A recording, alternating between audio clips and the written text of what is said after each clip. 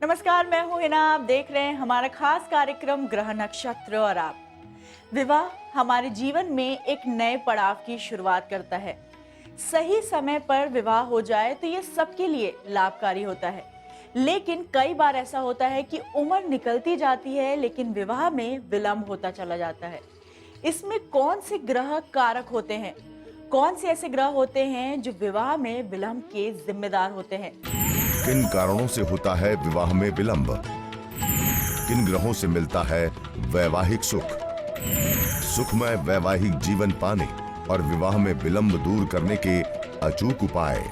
ये जानकारी हम लेंगे प्रख्यात नक्षत्र गतान्वेषी डॉक्टर शंकर चरण त्रिपाठी जी से। तो चलिए उनका स्वागत करते हैं कार्यक्रम में। त्रिपाठी जी, आपका बहुत बहुत स्वागत है हमारे कार्यक्रम में। प्रणाम। त्रिपाठी जी, हम आज बात कर रहे हैं विवाह में विलंब के बारे में। ऐसे में कौन से ग्रह होते हैं जो इसके कारक होते हैं और क्या कुछ ऐसे कारण होते हैं जिसकी वजह से हमारे विवाह में विलंब होता चला जाता है? विवाह पिता द्वारा पुत्री को कन्यादान के रूप में दूसरे के योग्य वर के अनुकूल वर के हाथों में सौंपना जीवन यापन, जीवन निर्वहन एवं आध्यात्मिक पथ की यात्रा को पूर्ण करने के निमित्त वो विवाह है। पिता को ये वितर्क पैदा होता है कि इसके लिए योग्य वर कैसा मिलेगा और कहां पर इसका संबंध होगा। ये एक चिंता का बिंदु, माथे पर उसके लकीर हमेशा आकाश मंडल में कड़कने वाली बिजली की तरह जब तक विवाह संपन्न नहीं हो जाता तब तक पिता की आतुरता चिंता में तब्दील होती रहती है। विवाह सप्तम भाव से निर्धारित होता है, लेकिन विवाह का सुख चतुर्थ भाव से प्राप्त होता है और कुटुंब उसको द्वितीय भाव से प्राप्त होता है। यानी विवाह में सप्तम, द्वितीय और चतुर्थ तीन भावों का पूर्ण फल प्राप्त होता है और तीनों में किसी एक की भी विसंगति होने पर विवाह विलंब से होगा तो सुख की कमी होगी, अगर होगा तो फिर कुटुंब की कमी होगी या अत्यधिक कुटुंब के कारण दुर्दशा होगी, कुटुंब के हस्तक्षेप के कारण वैयक्तिक विचारधारा का हनन होगा और तब विवाह जैसी पवित्र संस्था में अनेकानेक प्रश्न प्रतिदिन जन्म लेने शुरू हो गए। यानी सप्तम भाव में कारकत्व विवाह का अगर पत्नी है तो बृहस्पति, पति है तो शुक्र। जो घर बर कुल होई पुनीता और करिए विवाह सुताय अनुरूपा। पुत्री जिसका वरण करे वही विवाह है। बहुत स्पष्ट कहा है विदुर। अर्धांग निवासनो चैवम शाश्वतम युग्म संज्ञ कहो। अर्धांगिनी शब्द का संबोधन होने के कारण अर्धांग पत्य, पत्नी के भी अर्धांग का स्वामी पति होता है। इस व्यूह रचना में जहां उभयनिष्ठ संतान होती है, यानी उस मूलधन में इस पवित्र संस्था में विभेदन शनि पैदा करता है। शनि और मंगल की युति पैदा करती है जो विवाह जैसे पवित्र संस्था में विच्छेदन की स्थितियां तय कर देती है। त्रिपाठी जी, यहाँ आपने विवाह में विलंब के कारण तो बता दिए, लेकिन अब अगर हम बात करें 12 राशियों की, तो इन राशियों को क्या उपाय अपनाने चाहिए जिससे कि उनका विवाह शीघ्र हो जाए? सबसे पहले बात करेंगे मेष से लेके कर्क राशियों के बारे में। इनके लिए बताइए कुछ ऐसा उपाय जिनसे जल्द से जल्द इनका विवाह संपन्न हो जाए। देखिए, मेष को ले लीजिए आप। मेष में लग्न का भाव मेष का हुआ तो सप्तम भाव शुक्र का हुआ तो इनका विवाह जल्दी होना चाहिए। क्या टाइम मिलेगा शुक्र के लिए? 16 से 22। लेकिन अगर गलती से भी सप्तम पर कोई भी प्लेनेट बैठ गया तो उस प्लेनेट की जितनी महादशा होगी वो उतना प्लस कर देगा। उदाहरण ले लो आप, मान लिया मेष है और उसके सप्तम पर चंद्रमा चला गया, तो उसका विवाह जहाँ 22 साल में होना चाहिए तो चंद्रमा के कालखंड में 10 साल का है। 2 महीना 57 या 2 वर्ष 57 दिन हटा दो, घटा दो, क्योंकि उसमें केतु की महादशा अंतत्र प्रत्यत्र राहु का आएगा, वो घट जाएगा चंद्रमा का पूर्ण महादशा में। तो 8 साल जोड़ दो, 30 वर्ष 10 दिन या 30 वर्ष 11 माह में इसकी शादी होगी। उपायं दुष्करात, चंद्रमा की पूजा 8:15 बजे शुक्ल पक्ष में करने पर तुरंत विवाह की स्थितियां बन जाएंगी, इसमें संशय नहीं। वृष को ले लीजिए, इसमें कारकत्व तो चंद्रमा का है, इसमें विवाह में विलंब कदाचित हो इसकी संभावना क्षीण है, लेकिन बांसुरी दान कृष्ण मंदिर पर करने पर इसमें विवाह तत्काल संपन्न होते हुए देखे गए। मिथुन, चांदी के पात्रों का दान विवाह संपन्न करा देता है। दान क्यों कहते हैं? यात्रा का भाव अगर सप्तम है तो दान का भाव भी सप्तम, ये ध्यान रखना। एक हाथ से दूसरे हाथ में यात्रा होती है दान की वस्तुओं की, इसलिए सप्तम भाव उसको लिया गया है। जब पिता अपने हाथों से पुत्री को सौंपता है तो उसमें यात्रा हुई कि नहीं, एक हाथ से दूसरे हाथ के बीच की यात्रा, इसलिए इसको सप्तम भाव दिया गया। वही हाल दान का है, आपकी जेब से निकल के दूसरी की जेब में गया तो बीच में जो गैपिंग हुई वो यात्रा हुई। इसलिए कर्क ब्रह्मांड नायक राम का है। तोड़े जो पिनाक सोई जोरे गांठ सीता संग, और यऊ मुनि राज जो प्रतिज्ञा हमारी है, शर्त पर विवाह होता है कर्क। इसलिए उसमें न विलंब का, अपने से वर्ण करते। दर्शकों, यहाँ हम ले रहे हैं कुछ ऐसी जानकारी जिससे आपको पता चलेगा कि सारे प्रयास करने के बाद भी क्यों हो रहा है आपके विवाह में विलंब। वक्त हो गया है एक छोटे से ब्रेक का, कहीं जाइएगा मत, क्योंकि ब्रेक के उस पार हम जानेंगे कि सिंह से लेके मीन राशियों के लिए क्या है ऐसे खास उपाय जिससे कि होगा उनका विवाह शीघ्र ही संपन्न। जुड़े रहिए हमारे साथ, देखते रहिए हमारा खास कार्यक्रम ग्रह नक्षत्र और आप।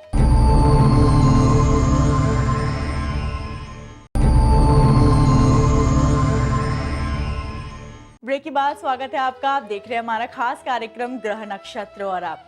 आज के एपिसोड में हम बात कर रहे हैं कुछ ऐसे कारणों की जिनकी वजह से होता है आपके विवाह में विलंब, और हम जान रहे हैं कुछ ऐसे खास उपाय जिससे शीघ्र ही आपका विवाह संपन्न हो सकता है। तो चलिए लेते हैं इसके बारे में कुछ और खास जानकारी त्रिपाठी जी से। त्रिपाठी जी, अब हम आपसे जानना चाहते हैं सिंह से लेके वृश्चिक राशि के बारे में। क्या है वो उपाय जिससे जल्द से जल्द इनके घर में शहनाइयां बज सकती हैं, और क्या है वो सही उम्र जब होता है विवाह का योग इन राशियों में जन्मे जातकों के लिए? सिंह, शेर को तो शेरनी ही चाहिए, और शेरनी अपने आप चलकर उसके पास जाती है, यानी सूर्य का कारकत्व इसमें होने के कारण अन्य ग्रह बौने हो जाते हैं और इनका विवाह 27 और 31 के बीच में संपन्न हो जाता है। कन्या, हाँ, इसमें दुराभिसंधि है। कन्या 2500 वर या 2500 लड़कियां देखने के बाद भी निर्णय नहीं ले सकता, क्योंकि कन्या वाले को शर्ट खरीदने के लिए अगर या कपड़ा खरीदने के लिए दुकान में भेज दो तो 25 दुकान देखने के बाद घर वापस लौट आएंगे, कहेंगे एक भी पसंद नहीं। इसलिए इसमें कारकत्व तो पिता और माता द्वारा नियोजित होना चाहिए, तभी विवाह समय पर संपन्न। तुला विश्व का है, इसमें वर्ण की व्यवस्था तभी है जब 26 वर्ष 2 दिन और 31 वर्ष 7 दिन के मध्य में विवाह संपन्न हो जाता है। इसके नीचे तो विवाह अध्ययन न कराना हो तो ठीक है, अन्यथा उचित नहीं। वृश्चिक, उपाय की आवश्यकता तब पड़ेगी जब आपका विवाह ना हो। वृश्चिक में अगर सप्तमेश तृतीय पर चला जाए, सप्तमेश और द्वितीयेश और दशमेश तृतीय पर चला जाए तो अर्ध सुख, यानी विवाह हो फिर टूटे, प्रपोजल आवे फिर टूटे और तब जाके विवाह संपन्न हो। इसमें 2-2, 3-3 बार विवाह होते हुए देखे गए। ये वृश्चिक है, 24 तत्वों से जुड़ा होने के कारण सप्तम भाव से अगर इसको डिवाइड करो तो 7 तरीके कैसे, यानी 3 संपन्न तो करा ही देता है विवाह तोड़ताल, नहीं तो 2 तो परमानेंट बात। सिंह से लेके वृश्चिक राशि की बात तो हो गई, अब बात करते हैं धनु से लेके मीन राशियों के बारे में। क्या है वो उपाय जिनसे जल्द से जल्द इनका विवाह संपन्न हो सकता है, और कौन सी उम्र में विवाह का योग बनेगा, ये हमारे दर्शकों को बताइए। धनु, धनु में यौगिक आवाहन से चली राखी उर श्यामल मूर्ति जब लड़की या लड़का कोई कामना कर लेते हैं और वो कामना संकल्प में ईश्वर या कुल गुरु की कृपा से, तो वो विवाह तत्काल संपन्न होते हुए देखे गए हैं। इसमें गुरु को अभीष्ट माना गया है। मकर ये अपनी इच्छा से ही वर्ण करते हैं और अपनी इच्छा से ही परित्याग करते हैं, इसलिए इसमें कोई उपाय नहीं चलता। मकर में ग्रह है ना, जिसे ग्रस लिया, जिसे डाइजेस्ट कर गया डाइजेस्ट कर गया। कुंभ आजीवन कुंवारा रह जाएगा लेकिन विवाह नहीं करेगा, और अगर करेगा तो अपनी विचारधारा, कुंभ कभी भी मोर की तरह फिजिकल यूनियन के विषय में सोचता ही नहीं। नेवर। वो केवल अपनी विचारधारा को संतुष्ट करने के लिए अगर कोई मिल गया तो विवाह की यात्रा करेगा, अन्यथा आजीवन कुंवारा रहेगा और ईश्वर निष्ठ रहेगा। आ जाइए मीन पर। ये तो सुखी मीन, ये हमेशा विवाह पर वो दृष्टि इसकी रहेगी कि कहाँ अत्यंत धनवान घर मिल जाए, चाहे लड़की हो और चाहे लड़का। इसके चक्कर में कहो जल्दी शादी कर ले, कहो अपने से बहुत बड़ी महिला से कर ले, कहो छोटे के यहाँ कर दे, जो भी, लेकिन इसमें धन का ही केंद्र में मूल रूप से देखा गया है, विवाह के कम समय में या अत्यधिक होने में। दर्शकों, यहाँ त्रिपाठी जी ने आपको बताया वो उपाय जिससे जल्द से जल्द आपका विवाह संपन्न हो सकता है और आपके घर में भी खुशियां आ सकती हैं। अब वक्त हो गया है आज के एपिसोड के पहले कॉलर का सवाल सुनने का। तो आइए जानते हैं कौन है हमारे पहले कॉलर। मेरा नाम अजय शर्मा, राजस्थान जयपुर से बोल रहा हूँ। डेट ऑफ बर्थ 13/11/93, मैं 2:06 रात्रि, स्थान धौलपुर है। लेकिन मेरा सवाल है कि मेरी सरकारी नौकरी है तो कब तक और किस क्षेत्र में है, और नहीं है तो ऐसा कौन सा बिजनेस करूं जिसमें सफलता मिले। भाग्य साथ देता नहीं है, कई बार ट्राई करके देख चुका हूँ, किसी के साथ भी दवाई करता हूँ तो सिर्फ बुराई मिलती है। कृपया मेरे मार्गदर्शन कर मेरे ऊपर कृपा करें, धन्यवाद। प्रदत्त पृष्ठभूमि जो मेरे समक्ष है, इसमें स्वाति नक्षत्र मिलता है और तृतीयस्थो समूह ग्रहवा, यानी तृतीय भाव में बहुत सारे ग्रह बैठे हुए हैं। तृतीय भाव आत्मावलोकने पृष्ठ विश्वासो सिंधु तीरिभा, यानी विदेशे गमने सक्वा, विदेश से कार्य सिद्धि, एक्सपोर्ट इंपोर्ट करो या विदेश से सामान मंगाओ, या तो भारतवर्ष का सामुद्रिक बेल्ट भी विदेश के अंतर्गत आता है, वहां से व्यापार करो, 4 चांद लगेगा। आइए सुनते हैं क्या कहना चाहते हैं हमारे अंतिम कॉलर। गुरु जी प्रणाम, मैं नंदन पाठक बोल रहा हूँ, बक्सर बिहार से। जन्म स्थान मेरा बक्सर बिहार है। 19/9/1985। हम अपने भविष्य के बारे में कुछ जानना चाहते हैं, बिजनेस करना चाहते हैं। कौन सा लाइन में बिजनेस करने से मेरे को सफलता मिलेगी? मिथुन तुला स्वाति नहीं, बिजनेस अगर करना हो तो केवल ज्वेलरी का करना, और या तो petrol, diesel, gas, lubricant, grease, motor parts, cycle parts, इन पर जाना, 4 चांद लगेंगे आपके व्यापार में। इससे इतर सोचना आपके लिए उचित नहीं। त्रिपाठी जी, आप हमारे कार्यक्रम में आए और आपने हमें दी खास जानकारियां, उसके अलावा आपने हमारे दर्शकों के सवालों के समाधान भी बताए, उसके लिए आपका बहुत बहुत धन्यवाद।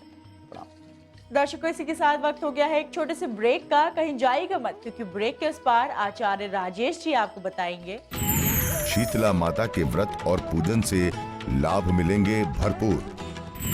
शीतला माँ की कृपा से अनेक बीमारियां होंगी दूर। माता के व्रत और पूजन से तन मन कैसे रहेगा निरोग।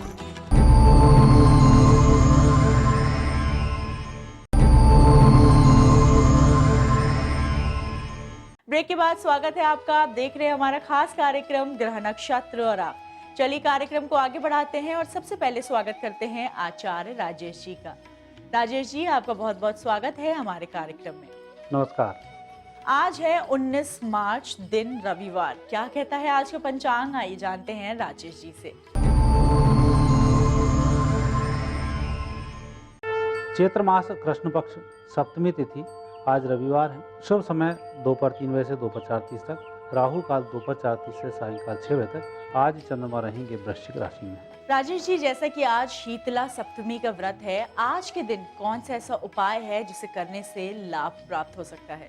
आज विशेष अनुष्ठान में शीतला सप्तमी का भी आज व्रत है, और भानु सप्तमी का भी आज व्रत है। जिस दिन रविवार हो और सप्तमी का त्यौहार हो, उस दिन इस तिथि को भानु सप्तमी तिथि कहते हैं। और आज शीतला माता की पूजन का विशेष दिन, और विशेष रूप से वर्ष में यही जो दिन होता है इनका मुख्य दिन माना जाता है। वैसे हर सप्तमी के दिन शीतला माता की आराधना की जाती है, परंतु आज के दिन इसका विशेष महत्व होता है। आपने देखा होली के समय में होलिका के दूसरे दिन जली हुई राख से हम लोग होली खेलते हैं, उसका भी एक बड़ा विशेष महत्व होता है। यदि आसपास कहीं आपके बसी हो, थोड़ी सी राख बची हो होली की, वह आप उठा लाएं। यदि कहीं त्वचा रोग आपको होते हों तो उस राख को पानी में मिलाकर शरीर पर लगाने से त्वचा रोगों से मुक्ति मिलती है। आपने अघोरी संप्रदाय को देखा होगा, राख लपेट कर रखते हैं। राख लपेटने से जंगल में रहते हुए भी उन्हें मच्छर नहीं काटते हैं। राख की विशेषता होती है, शरीर के अंदर गर्मी विद्यमान रहती है। कितनी ठंड हो, राख लपेटी हो तो ठंड का असर नहीं होता है। तो इसी प्रकार से शीतला सप्तमी के दिन जब हम सीता माता की पूजन करने जाते हैं, वहाँ पर एक नारियल को रखते हैं। विशेष रूप से ये कार्य महिलाएं करती हैं। जो घर की महिला होती है, एक दिन पहले भोजन बनाती हैं। ठंडा भोजन इनके लिए प्रिय होता है, इस भोजन को माता को चढ़ाया जाता है। और घर के पुरुष में चाहे बच्चे हों चाहे जेंट्स बड़े हों, वह जाकर नारियल को वहाँ पर तोड़ते हैं। माता शीतला के नारियल को तोड़कर फिर माता जी को अर्पित किया जाता है। और शीतला माता की कृपा से कभी भी त्वचा से संबंधित रोग नहीं होते हैं। व्यक्ति की त्वचा कांतिवान होती है, साथ ही मस्तिष्क में शांति बनी रहती है। तो विशेष रूप से शीतला सप्तमी और शीतला अष्टमी का यही महत्व होता है कि कई बार छठवीं, सप्तमी और अष्टमी अपने अपने परिवार के अनुसार इन त्योहारों को मनाया जाता है। विशेष रूप से सप्तमी के दिन जब हम पूजन करते हैं तो त्वचा रोगों से मुक्ति मिलती है। और किसी भी प्रकार का त्वचा से संबंधित गंभीर रोग हो तो शीतला अष्टक का पाठ करना चाहिए, आपका रोग पूर्ण रूप से नियंत्रण हो जाएगा। शीतला सप्तमी की बात तो हो गई, अब आपसे जानना चाहते हैं मेष से लेके कन्या राशियों के बारे में। कैसा रहेगा इनके लिए आज का दिन और क्या कहते हैं इनके सितारे, ये हमारे दर्शकों को बताइए। आपका दिन वैसे आज बहुत अच्छा है और मुझे लग रहा है आज खुशखबरी भी आपको सुनने को मिलेगी। जो मेहनत आप कर रहे हैं वह मेहनत सही दिशा में होगी, लेकिन आज थोड़ी सी मेहनत अधिक करनी होगी। यही आपको सोचकर कार्य प्रारंभ करना पड़ेगा। वृषभ राशि व्यक्तियों के दिन अच्छे हैं, लोग भी आपको अच्छा सहयोग दे रहे हैं, लेकिन उतना आउटपुट आपसे नहीं निकल पा रहा है जितना आज निकलना चाहिए। तो कहीं ना कहीं आपकी तरफ से मेहनत में आज कुछ कमी होगी जो थोड़ी सी परेशानी में आपको डाल सकती है। तो जहाँ भी आप मेहनत करें थोड़ा मन लगाकर करें, अच्छा होगा। मिथुन राशि व्यक्तियों का समय बहुत अच्छा है और उत्तम लाभ की आज दिन बनते हैं। आज हनुमान जी के दर्शन अवश्य करें। यदि मंदिर नहीं जा पाए तो मन ही मन आपके आसपास के मंदिर को प्रणाम कर सकते हैं। कर्क राशि व्यक्तियों का दिन अच्छा रहेगा, लेकिन आज आपको जो मेहनत करनी है किसी एक दिशा में करनी है। अर्थात आप जो भी काम कर रहे हैं एक योजना बनाएं, उस पर कार्य करना शुरू कर दें और उससे इधर उधर विचलित ना हो, सफलता अच्छी मिलेगी। सिंह राशि व्यक्तियों को बेहतर परिणामों के लिए 1-2 दिन का इंतजार करना होगा, लेकिन आपकी मेहनत व्यर्थ नहीं जाएगी। आज दोपहर के बाद जो कार्य आप प्रारंभ करेंगे उसमें आपका मन भी लगेगा, काम भी सही होगा। कन्या राशि व्यक्तियों का मुझे लग रहा है आज सबसे अच्छा दिन है कन्या राशि का। सभी प्रकार से सुख हैं, धन की कमी नहीं है, मान सम्मान में भी आज वृद्धि हो रही है। इस व्रत को रखने में क्या कुछ ऐसी सावधानियां हैं जो हमें बरतनी चाहिए? आज भानु सप्तमी का त्यौहार है और आज कई बार आपने देखा होगा कि ग्रहों के संयोग से भी बहुत सारी चीज़ें बनती हैं। तो ऐसी स्थिति तिथि के साथ भी होता है। जैसा शीतला सप्तमी है, भानु सप्तमी है, दोनों सप्तमियों को यदि मिला दिया जाए तो रक्त में आए हुए दोष, अर्थात रक्त में इन्फेक्शन हो जाता है। कई बार रक्त में उतार चढ़ाव आकर ब्लड प्रेशर की शिकायत हो जाती है और कई बार रक्त के माध्यम से हमारे शरीर में कई नेगेटिव चीज़ें बाहर से निकलना शुरू होती हैं। अर्थात जैसा आपने देखा होगा कि आप आसपास में कहीं कोई फोड़े होते हैं तो मवाद निकलना शुरू होता है, लंबे समय तक बना रहता है। तो इस प्रकार के दोष रक्त में बन जाते हैं जिसके कारण हमारा शरीर बिगड़ जाता है। वह आज के व्रत करने से, आज के दिन गुड़ का दान करने से दूर हो जाता है और उसके लिए भगवान सूर्य नारायण जी से क्षमा मांगी जाती है। उनकी क्षमा से हम पूर्ण रूप से स्वस्थ हो जाते हैं। इसके बाद जानना चाहते हैं तुला से लेके मीन राशियों के बारे में। कैसा रहेगा उनके लिए आज का दिन और क्या उपाय उनके लिए शुभ फल लाएंगे? तुला राशि वाले व्यक्तियों का आज का दिन आर्थिक पक्ष के लिए बहुत अच्छा दिन है, लेकिन आज आप दूसरे व्यक्तियों के लिए अधिक काम करेंगे, खुद के लिए नहीं कर रहे हैं। जबकि आज आपको अपने व्यक्तिगत कार्य को तवज्जो देनी चाहिए, उसी से आपको लाभ होगा। वृश्चिक राशि व्यक्तियों को आज महत्वपूर्ण फैसले लेने पड़ सकते हैं। वह फैसले वर्तमान समय में कड़े होंगे, लेकिन उसके परिणाम आने वाले समय में अच्छे मिलेंगे। हालांकि इस बात के तो आप स्वयं खिलाड़ी हैं कि फैसले कैसे लेना है, तो आज आप जो भी करेंगे अच्छा होगा। धनु राशि व्यक्तियों के लिए समय अच्छा है, लेकिन खर्चीला है। आप जिस काम को कर रहे हैं वह सफल भी हो रहा है, लेकिन उसमें किसी की मदद की आवश्यकता होगी। और आज आप जिनके लिए काम करने जा रहे हैं उनके माध्यम से आपको फायदा अवश्य होगा, इसलिए तालमेल बैठाते हुए काम करें, बेहतर होगा। मकर राशि व्यक्तियों का बहुत अच्छा दिन है। खुशखबरी भी मिलेगी, आपके काम भी आगे बढ़ेंगे और व्यक्तिगत जो स्वार्थ लेकर आप कार्य कर रहे थे उसमें भी आप सफल होंगे। कुंभ राशि व्यक्तियों का आज का दिन मन को भटकाने वाला है। आपको काम कुछ करना है, आप सोच कुछ रहे हैं, काम कुछ हो रहा है। कुल मिलाकर किसी भी प्रकार का रिदमबाज दिखाई नहीं देता है। और यह रिदम बना रहे उसके लिए अपने भगवान की एक माला का जाप करने के बाद घर से बाहर निकलें, दिन सफल होगा। मीन राशि व्यक्तियों को आज दूसरे की बात में आकर फैसले नहीं बदलना चाहिए। आपको व्यक्तिगत लाभ मिल रहे हैं, जो आप सोच रहे हैं बिल्कुल सही है। राजेश जी, आप हमारे कार्यक्रम में आए उसके लिए आपका बहुत बहुत धन्यवाद। धन्यवाद। दर्शकों, अब वक्त हो गया है एपिसोड को यहीं समाप्त करने का। कल आपसे फिर मुलाकात होगी इसी समय इसी चैनल पे एक नए विषय के साथ। तब तक के लिए नमस्कार।